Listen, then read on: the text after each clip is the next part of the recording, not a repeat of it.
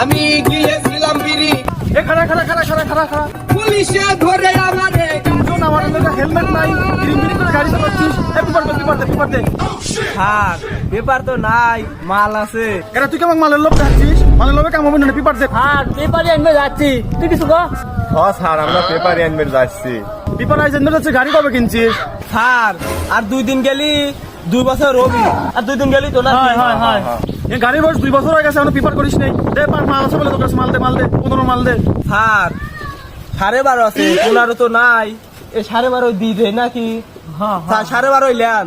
দে দে দে, তাড়াতাড়ি দে, যা আছে তাই দে দে। এ স্যার আমার দলেরই লোক, দে মাল বাই, মাল দে, তাড়াতাড়ি মাল দে। Sir lane. কি রে এটা কি রে? স্যার মাল আপনি তো চাইলেন।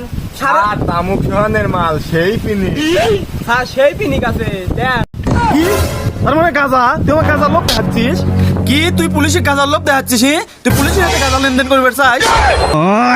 স্যার ভুল আগে স্যার, এবারকার মতো মাফ করে দেন স্যার, এগুলার জীবনও না।